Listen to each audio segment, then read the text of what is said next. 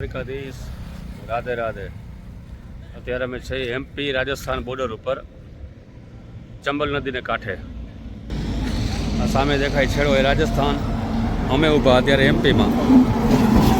આ બે બોર્ડરની વચ્ચે આવેલું છે આ છે ચંબલ નદી।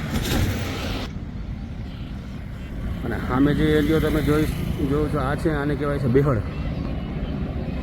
આ નદીને કાંઠે મોટા મોટા ડાકુઓ આ એરિયામાં થઈ ગયા।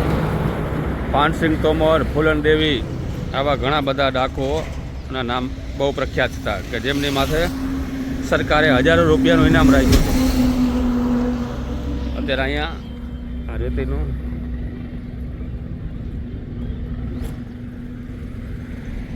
ચંબલ નદી બહુ મોટી છે, એમપીમાંથી આવે છે ડુંગરાળ એરિયામાંથી, અને રાજસ્થાનના રણમાં આ રાજસ્થાનના રણ સુધી જાય છે। એમપીમાંથી નીકળી અને આ ચંબલ નદી રાજસ્થાનના રણમાં વિલુપ્ત થાય છે। આ નદી કાયમ માટે આમ તો બદનામ જ રહી છે, કારણ કે આ નદીમાં મોટા મોટા મગરમચ્છ અને ખૂબ મોટા અને ડાકુ આ નદીને કાંઠે બહુ થયા। આ બિહડ એરિયો કહેવાય છે, પાછળ આપ જોઈ શકો છો આ બધું બિહડ કહેવાય છે। જે ડાકુ સરકાર સામે ચડતા અથવા તો ગામને લૂંટી અને આ બિહડમાં વયા જતા હતા, પછી એની પાછળ કોઈ જઈ ન શકે કે ત્યાં ઘોડા સિવાય કોઈ જવાતો નહીં। આ ધોલપુર એરિયો કહેવાય, ધોલપુર રાજસ્થાન બોર્ડર, એમપી રાજસ્થાન એમપીનું બોર્ડર। આ નદી બે રાજ્યને જોડે છે। સામે કાંઠે રાજસ્થાન, આ કાંઠે એમપી મધ્યપ્રદેશ। એમપીની નદી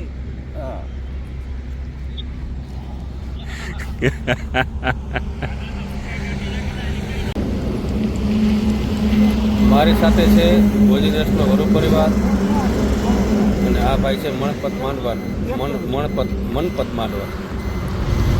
માંડવા હુઆ હતા। તો અમે યુપીમાંથી એમપીમાં આવતા હતા, પછી રાજસ્થાનમાં આવ્યા, રાજસ્થાનમાંથી પાછા એમપીમાં આવ્યા। એટલે થયું કે આ નદી આવે છે તો આગ્રાથી એમપી રાજસ્થાનના બોર્ડર ઉપર ધોલપુરનો એરિયો ક્રોસ કરીએ પછી અમે ઊભા એમપીમાં ચંબલ નદી આવી જાય, અહીંથી પછી ચા પાણી એટલે કીધું હાલો તમને થોડું વ્યવસ્થા બધી અમારી હારે જ છે।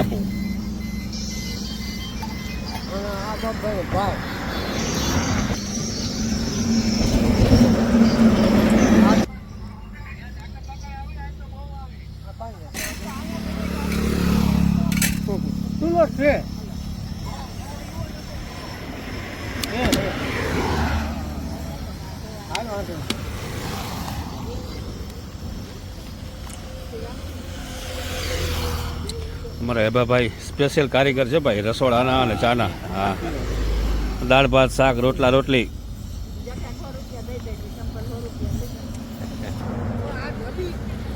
આ છે ચંબલનો કાંઠો પૂરું એમપી। ચાલો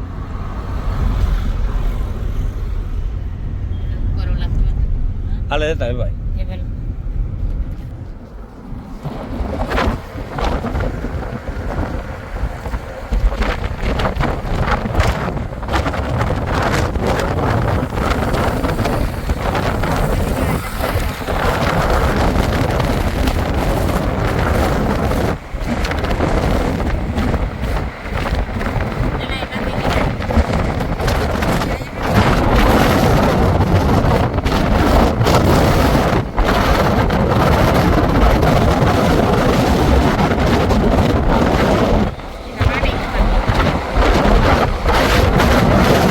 બધા વિડીયો